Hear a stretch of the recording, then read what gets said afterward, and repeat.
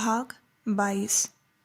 रात को ना सो पाने की पूरी थकान लिए हुए विजया जब नीचे बैठक में पहुंची तब देखा कि कचहरी के बही खाते मेज़ पर तह के तह सजे रखे हैं और बूढ़ा गुमाश्ता पास ही खड़ा प्रतीक्षा कर रहा है।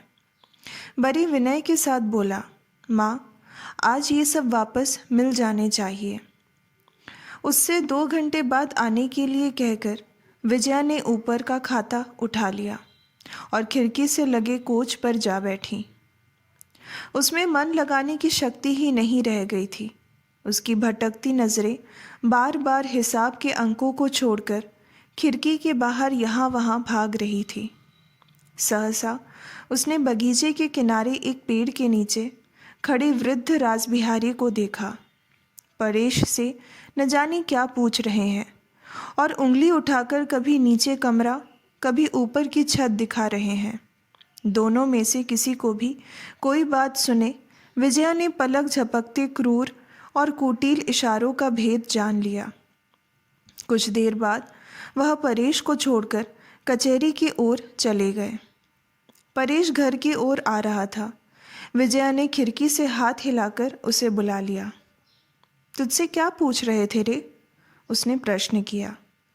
परेश ने कहा, अच्छा माँ जी, गुमाश्ता जी से रुपया लेकर मैं पतंग और डोर खरीदने चला गया था ना। डॉक्टर बाबू के खाना खाने के समय क्या मैं घर पर था माँ जी? विजया ने कहा, नहीं। परेश बोला, तब? बड़े बाबू कहते हैं कि क्या बातें हुई थी बता साले, नहीं तो तुझे सिपाही से बंधवाकर जल बिच्छू लगवाऊंगा।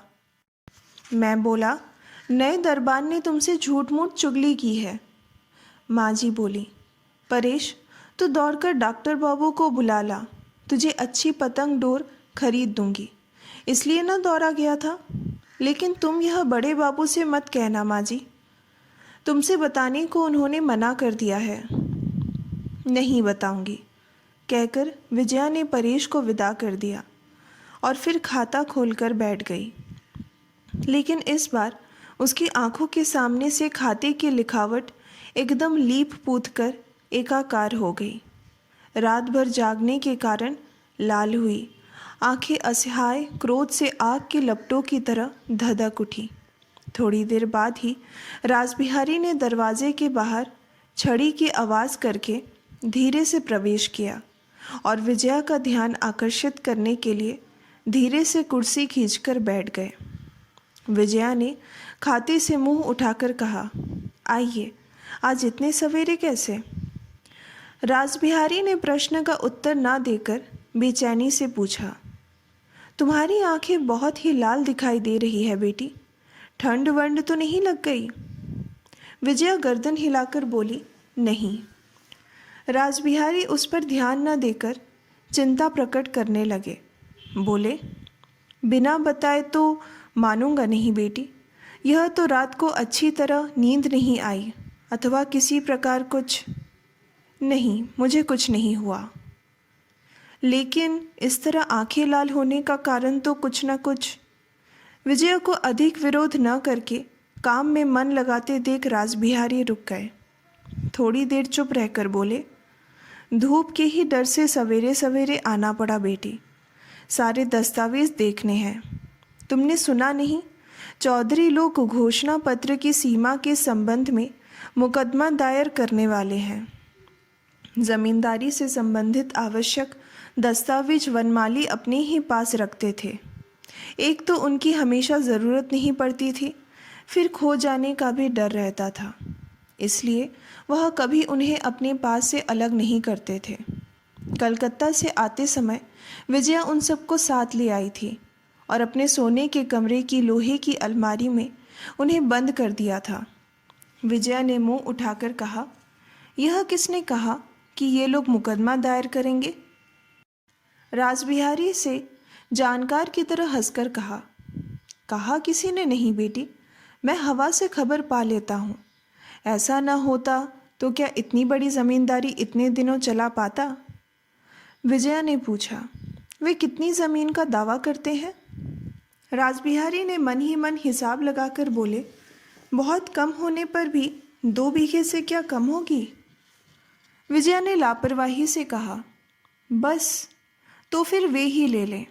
जरा सी जगह के लिए मुकदमेबाजी की ज़रूरत नहीं है। रासबिहारी ने बड़े आश्चर्य और क्षोभ के साथ कहा।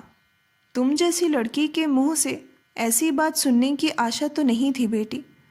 आज चुपचाप अगर 2 बीघे ज़मीन छोड़ दें तो कल 200 बीघे छोड़नी पड़ेगी। यह कौन कह सकता है? लेकिन आश्चर्य है कि इतनी बड़ी फटकार का भी विजया पर कोई प्रभाव नहीं पड़ा। सहज स्वर में बोली, लेकिन वास्तव में 200 बीघे छोड़नी नहीं पड़ रही है। मैं कहती हूँ, मामूली सी बात पर मामले मुकदमे की ज़रूरत नहीं है। रासबिहारी को चोट पहुँची। बार बार सिर हिलाकर बोले, यह किसी तरह नहीं हो सकता, किसी तरह भी नहीं।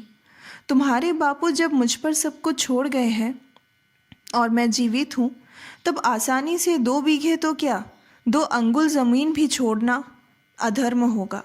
इसके अतिरिक्त और भी अनेक कारण हैं जिनके लिए पुरानी दस्तावेजें एक बार अच्छी तरह देखना ज़रूरी है। ज़रा कष्ट करके उठो बेटी, संदूक ऊपर से ला दो। विजया ने उठने का कोई लक्षण प्रकट न करके पूछा, और भी कोई कारण है? रासबिहारी बोले, हाँ है। विजया ने पूछा, कौन सा कारण? रासबिहारी मन ही मन अत्यंत असंतुष्ट हो उठने पर भी संयत होकर बोले, एक ही कारण तो है नहीं जो मुंह ज़बानी उसकी कैफियत तुम्हें दे दूँ बेटी। तभी गुमाशती ने बही खातों के लिए धीरे से कमरे में प्रवेश किया। विजया ने लज्जित भाव से तुरंत कहा, इस समय तो हो नहीं सका, उस पहर आकर ले जाइएगा। गुमाशता जो आज्ञा कहकर लौट रहा था कि विजया ने पुकार कर कहा, एक काम है, कचहरी का नया दरबान नौकरी पर कितने दिनों से है जानते हैं? गुमाशता ने कहा, लगभग 3 महीने हुए होंगे। विजया ने कहा, खैर जितने भी हुए हों उसकी अब ज़रूरत नहीं है। इस महीने में लगभग 20 दिन बाकी है। इन दिनों का पूरा वेतन देकर उसे आज ही जवाब दे दीजिएगा। गुमाशता आश्चर्य से देखने लगा। उसने अपराध जानना चाहा, लेकिन साहस न कर सका। विजया ने समझकर कहा, अपराध के कारण नहीं, वह आदमी मुझे अच्छा नहीं लगता, इसलिए निकाल रही हूँ, लेकिन वेतन पूरे महीने का दीजिएगा। रासबिहारी का चेहरा लाल पड़ गया, लेकिन स्वयं को संभालकर हंसकर बोला, तो फिर बिना अपराध के किसी का अन्न मारना क्या अच्छा है बेटी? विजया ने कोई उत्तर नहीं दिया। गुमाशता ने सहारा पाकर कहना चाहा, तो फिर उसे हाँ विदा कर दीजिए आज ही। यह कहकर विजया बही खाते देखने लगी। गुमाशता फिर भी आशा से कुछ देर खड़ा रहा। उसके जाने के 5 मिनट बाद रासबिहारी ने अपनी प्रार्थना दोहराई, थोड़ा सा कष्ट उठाकर ऊपर गए बिना काम नहीं चलेगा बेटी। पुरानी दस्तावेजें एक बार आरंभ से अंत तक अच्छी तरह पर डालना ज़रूरी है। विजया ने मुंह उठाए बिना पूछा, क्यों? रासबिहारी गंभीर होकर बोले, बताया तो कि विशेष कारण है। बार बार एक ही बात कहने के लिए मेरे पास समय नहीं है।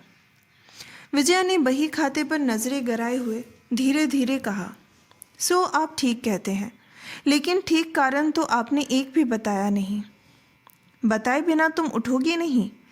कहकर कुछ पल प्रतीक्षा करके वह धीरज खो बैठे। बोले, इसका मतलब यह है कि तुम मेरा विश्वास नहीं करती। विजया उत्तर ना देकर नीचा मुंह किए काम करती रही। उसकी इस चुप्पी का अर्थ इतना स्पष्ट और इतना पैना था कि रासबिहारी का मुंह क्रोध से काला पड़ गया। वह हाथ की छड़ी मेज़ पर पटक कर बोले, तुम मेरा इतना बड़ा अपमान करने का साहस किस लिए कर रही हो विजया? किस लिए तुम मेरा अविश्वास करती हो? सुनो। विजया ने शांत स्वर में कहा, आप भी तो मेरा विश्वास नहीं करते।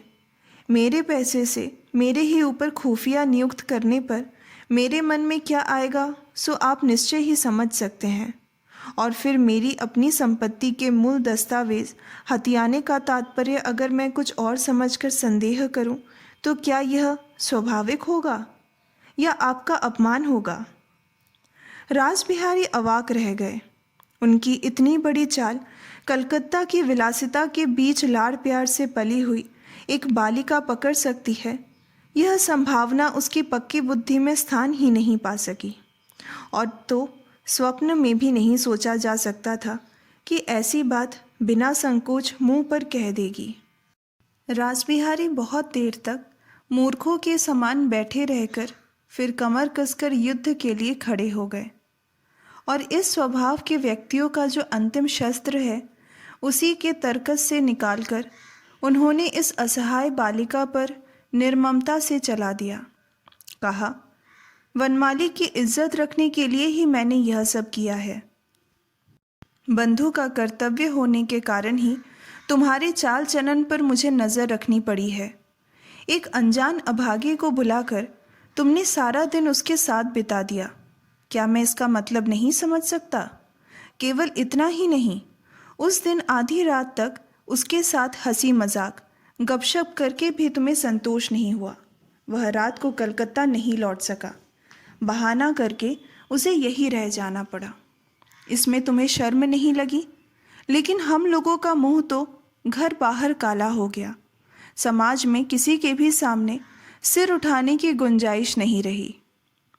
बात इतनी अधिक मर्मांत न होती तो शायद विजया अपमान और क्रोध से उसी पर विरोध करती, लेकिन इस आघात ने उसे जैसे जड़ बना दिया। रासबिहारी ने छिपी नज़र से अपने ब्रह्मास्त्र की प्रचंड महिमा विजया के रक्तहीन चेहरे पर बड़े संतोष के साथ देखी। पल भर चुप रहने के बाद बोले, वह सब क्या अच्छा है? इसे दूर करने की चेष्टा करना मेरा काम नहीं है। विजया को स्तब्ध बैठे देख जोर देकर बोले, नहीं, चुप रहने से काम नहीं चलेगा, तुम्हें उत्तर देना ही होगा। तो भी विजया चुप रही। तब उन्होंने हाथ की चड़ी फिर मेज पर पटक कर धमकाते हुए कहा, नहीं, चुप रहने से काम नहीं चलेगा, यह सब गंभीर बातें हैं, उत्तर देना ही होगा। इतनी देर बाद विजया ने मुंह उठाकर देखा। उसके होंठ कांप उठे। फिर धीरे से बोली, मामला चाहे कितना ही गंभीर हो, झूठी बात का मैं आपको क्या उत्तर दे सकती हूँ? रासबिहारी ने तेजी से पूछा, तो क्या तुम इसे झूठ कहकर उड़ा देना चाहती हो? विजया ने थोड़ी देर चुप रहकर नरमी से कहा, मैं उड़ाना कुछ भी नहीं चाहती काका जी, केवल यही कहना चाहती हूँ कि यह सरासर झूठ है। इसके साथ ही आपको जता देना चाहती हूँ कि आप स्वयं ही बात को सबसे अधिक जानते हैं कि यह झूठ है। रासबिहारी सिटपिटा उठे। वह पहली बात के लिए अवश्य तैयार थे, लेकिन अंतिम बात के लिए बिल्कुल नहीं। विजया किसी भी हालत में उनके ही मुंह पर उन्हें झूठा और झूठी बदनामी करने वाला कह सकती है, यह उन्होंने सोचा भी नहीं था। इस समय उनके अपने शब्द उनके मुंह पर नहीं आए। उन्होंने पुतले की तरह विजया के शब्द ही दोहरा दिए, मैं स्वयं ही सबसे अधिक जानता हूँ कि यह झूठ है। विजया उठकर खड़ी हो गई और बोली, आप बड़े बूढ़े हैं, आपसे इस विषय में बहस नहीं करना चाहती। दस्तावेजों को इस समय करने दीजिए, जब मामले मुकदमे की ज़रूरत होगी तब आपको बुलवा लूँगी, कहकर अंदर चली गई।